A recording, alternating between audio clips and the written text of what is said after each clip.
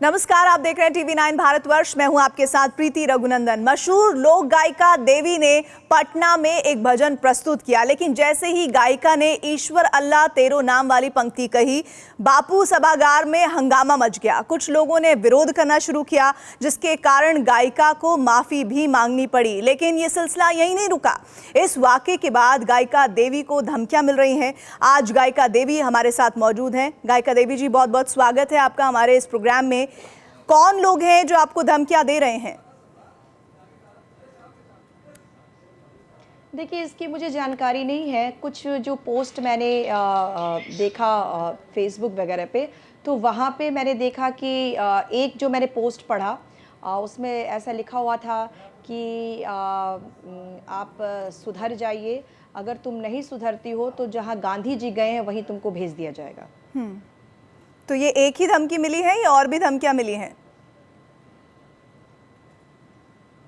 मैंने एक जो पोस्ट पढ़ा था वहाँ पे मैंने ये पोस्ट पढ़ा था बस। तो आपने इसके खिलाफ कुछ एक्शन लिया? और भी काफ़ी सारे तरह के कमेंट्स आ रहे हैं। आपने किसी तरह की कानूनी मदद ली? मैंने इसके खिलाफ कोई एक्शन नहीं लिया, क्योंकि मैं इतनी ज़्यादा अभी बिजी हूँ, इतने सारे मेरे पास इंटरव्यूज़ चल रहे हैं। और मैंने जब अपना पोस्ट स्क्रॉलिंग कर रही थी तो मैंने उस पोस्ट को देखा और आप सभी को बताया। देवी जी, उस दिन जिस दिन ये कार्यक्रम हुआ, वहाँ पर विवाद हुआ आपके भजन गाने को लेकर, आपने माफ़ी मांग ली, लेकिन अब आप कह रही हैं कि आपको माफ़ी नहीं मांगनी चाहिए थी। ऐसा क्या हुआ तब आपने माफ़ी मांगी और अब आपको ऐसा लग रहा है कि माफ़ी नहीं मांगनी चाहिए? ऐसा क्यों? देखिए, ऐसा है कि पहली बात ये है कि मैंने कोई माफ़ी के लिए नहीं मांगा था। वहाँ पे जिस तरह से हंगामा होने लगा था, जिस तरह से माहौल बन गया था, मुझे लगा कि अब यहाँ पे तोड़फोड़ हो जाएगा। और बहुत सारे जो बुज़ुर्ग नेतागण हैं वो मेरे आसपास आ गए थे। कोई कुछ सजेशन दे रहा था, कोई कुछ सजेशन दे रहा, कोई कह रहा है कि आप मंच से चले जाइए, कोई कह रहा है कि यहाँ से आपको एकदम यहाँ से निकल जाना चाहिए, कोई कह कि थोड़ा सॉरी बोल दीजिए। तो मुझे लगा कि जो माहौल की जो नज़ाकत थी उसको देखते हुए मुझे लगा कि चलो मैं सॉरी ही बोलती हूँ। मुझे ऐसा लग रहा था कि जैसे पागलों का झुंड मेरे सामने हो और इसको कैसे कंट्रोल किया जाए, और कंट्रोल करने के लिए मैंने सॉरी कहा। आप कह रहे हैं कि वहाँ हालात बेकाबू ना हो, मैंने ये गाना अराजकता ना बढ़े, इसलिए आपने माफ़ी मांगी। लेकिन कौन लोग थे जो आपसे माफ़ी मांगने के लिए या सॉरी कहने के लिए आपको मजबूर कर रहे थे? देखिए, वहाँ पे कुछ नेतागण थे जिसको मजबूर तो नहीं किया उन्होंने, बस उन लोगों को भी शायद ये समझ में नहीं आया कि किस तरह से हैंडल किया जाए।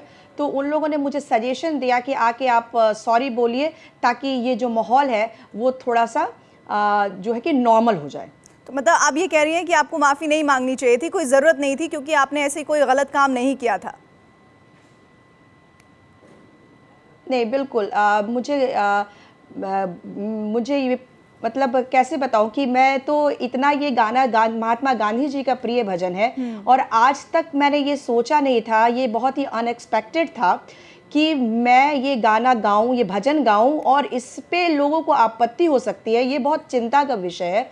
और वहाँ बहुत सारे गणमान्य नेतागण उपस्थित थे। तो चलिए, उस टाइम जो भी हुआ किसी को भी समझ में नहीं आया कि क्या करना चाहिए। लेकिन अभी जो हालात है, अभी मैं वहाँ जो भी लोग उपस्थित थे नेतागण, उनसे इतना कहना चाहती हूँ कि उन लोगों को ज़रूर सामने आना चाहिए। और देश में अगर इस तरह की प्रवृत्ति जो है वो फैल रही है, ये बहुत ही भयानक है, ये बहुत ही गलत है। और इस तरह की जो प्रवृत्ति है उसको ज़रूर रोकने का प्रयास करना चाहिए। और ये सारे जो लोग, उसमें कुछ पता भी चला है कि कोई संगठन है, हिंदू पुत्र संगठन, वहाँ उस संगठन के लोग वहाँ उपस्थित थे और उन लोगों ने ही शोर शराबा किया है। तो मैं चाहूँगी कि बीजेपी के बहुत सारे दिग्गज नेता वहाँ उपस्थित थे, उन लोगों को इनकी कार्रवाई करनी चाहिए, क्योंकि ये जो घटना घटी है ये बहुत ही, जिसको बोल सकते हैं कि बहुत ही गलत है। और हमारा भारत में ये किस तरह जो सपना महात्मा गांधी जी ने देखा, अहिंसा के मार्ग पे चलने की बात हुई है, और वहाँ पे इस तरह के अल्लाह के नाम पे लोगों को दिक्कत हो रही है, तो ये बहुत ही ज़्यादा दुखद है और बहुत ही ज़्यादा गलत है।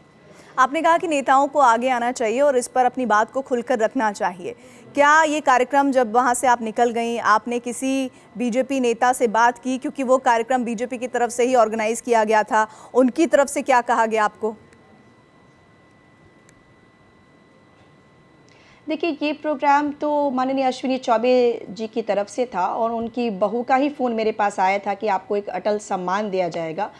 तो उस सम्मान को लेने में गई थी। उसके बाद भी उन लोगों के कॉल्स आए और जो उनकी अश्विनी चौबे जी की जो बहू हैं, उन्होंने मुझसे यही कहा कि कुछ लोग उसमें चिन्हित हुए हैं और उनको पिताजी ने फटकार लगाई है। ये बात उन्होंने कही थी। देवी जी, हमारा देश तो गांधी का भारत है। उसके देश में उनके प्रिय भजन पर हो रहे विवाद पर क्या आप इस भजन की वो पंक्तियां एक बार फिर से गुनगुनाना चाहेंगी जिसके जरिए आप बापू को याद कर पाएं? जी हाँ, बिल्कुल। रघुपति राघव राजा राम पतित पावन सीताराम। रघुपति राघव राजा राम पतित पावन सीताराम। सीताराम सीताराम भज प्यारे तू सीताराम। सीताराम सीताराम भज प्यारे तू सीताराम। रघुपति राघव राजा राम पतित पावन सीताराम। ईश्वर अल्लाह तेरो नाम सबको सन्मति दे भगवान। ईश्वर अल्लाह तेरो नाम सबको सन्मति दे भगवान। ईश्वर अल्लाह तेरो नाम सबको सन्मति दे भगवान।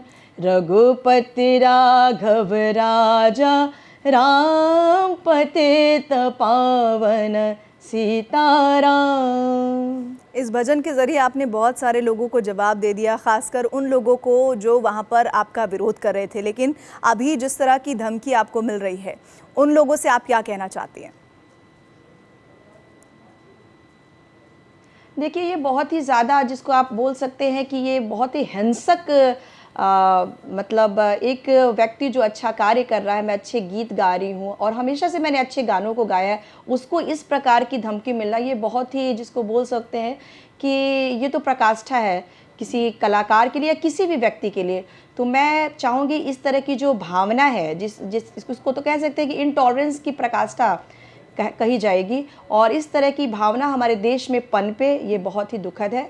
और जो भी बड़ी पार्टियां हैं, इन सारी जो इस तरह की जो चीज़ें हैं जो हिंदू मुस्लिम करती हैं, लोगों के बीच आपस में लड़ाइयाँ लगवाती हैं, जो दंगा फैलवाते हैं, उन सारे लोगों पे उस पर कंट्रोल करना चाहिए। क्या ये सिलसिला नहीं थमता तो आप भविष्य में कानूनी मदद भी लेंगी? ऑफ कोर्स, अगर मुझे लगता है कि मेरे ऊपर खतरा है तो मैं कानूनी जो सहायता है उसको भी लेना चाहूँगी। देवी जी, शुक्रिया हमसे बातचीत करने के लिए। तो गायिका देवी, जिन्होंने ईश्वर अल्लाह तेरो नाम बापू का प्रिय भजन गाया, जिस पर बहुत विवाद पटना में हुआ और ऐसा विवाद हुआ कि उनसे सॉरी कहने पर मजबूर उन्हें किया गया, और उसके बाद जब वो कार्यक्रम से बाहर आई उसके बाद भी उन्हें विरोध झेलना पड़ा और अब उन्हें धमकियाँ मिल रही हैं। इस धमकी पर वो कानूनी एक्शन लेने के लिए भी तैयार हैं।